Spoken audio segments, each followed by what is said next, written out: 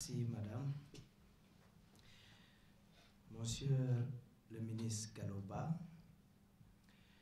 monsieur Mamkhar Diallo Sek, inspecteur général d'État, madame la secrétaire générale Chorombay Sal, monsieur le directeur général de la fonction publique Amadou Matar Cissé, messieurs les directeurs et chefs de service et autres agents, mesdames et messieurs, je voudrais tout d'abord rendre grâce au Tout-Puissant qui m'a permis d'être là aujourd'hui avec vous pour ce moment solennel de la vie d'une république.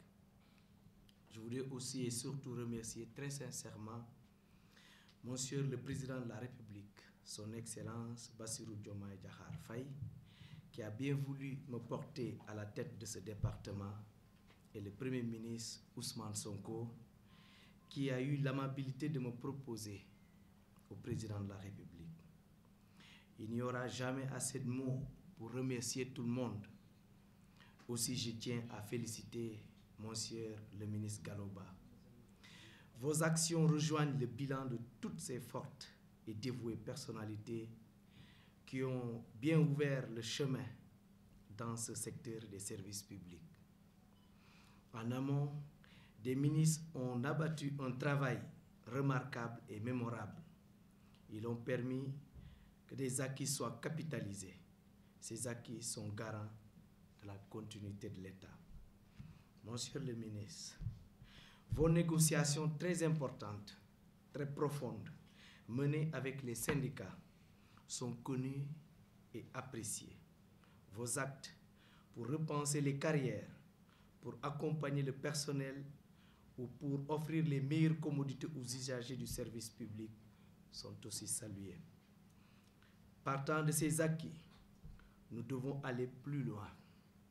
Nous devons aller plus loin parce que la notion de service public est surtout évolutive dans un monde de compétition. Pour transformer profondément l'action publique, pour la rendre plus proche, plus compréhensible, plus compétitive, plus efficace, plus utile, il faut réformer, réparer afin que les résultats de nos projets ou décisions servent quotidiennement aux Sénégalais. Pour réaliser cette ambition, nous faisons vraiment et totalement confiance au Président de la République, Son Excellence Bassirou Diomaye Diakhar Faye, et au Premier ministre Ousmane Sonko. En me confiant cette mission, je ressens avec beaucoup d'humilité, de fierté, d'honneur, la confiance que me font le Président de la République et le Premier ministre. On le sait, la mission est immense. Immense puisque le Sénégal n'a pas été épargné par la pandémie du Covid-19. Les forces et les faiblesses de l'action publique ont été découvertes. Mais l'intérêt que les Sénégalais ont pour ce service public n'a ni failli ni faibli. Cette crise a surtout montré qu'il fallait se projeter dans des phases déterminantes et résilientes de réforme. Aujourd'hui, il m'est confié ce ministère qui s'appelle désormais ministère de la fonction publique et de la réforme du service public.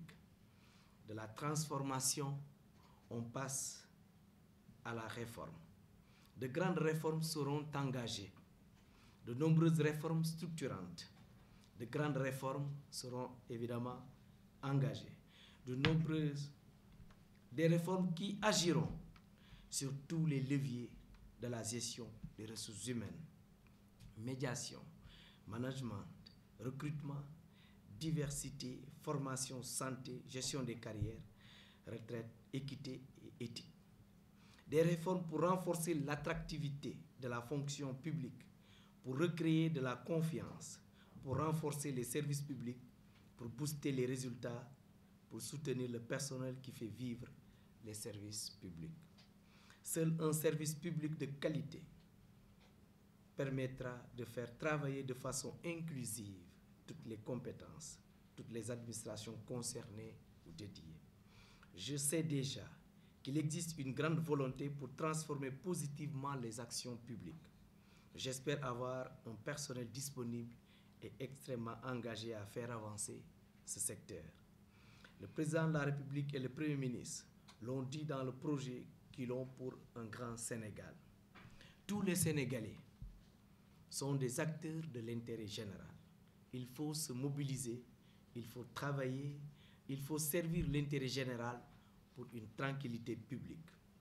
Voilà ce que le président de la République et le Premier ministre posent comme une priorité. Ce que les Sénégalais attendent particulièrement, et c'est ce que nous avons pris comme engagement. Cet intérêt général se traduit ainsi dans le projet. Le dialogue social sera une super priorité autour d'un médiateur de la République. L'accompagnement systématique de tous les citoyens en situation d'handicap, de mobilité réduite. La lutte contre toutes les formes de discrimination.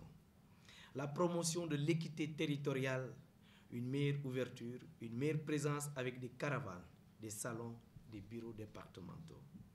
La culture de la laïcité et de la neutralité de la fonction publique. Travailler autour d'un code général de la fonction publique.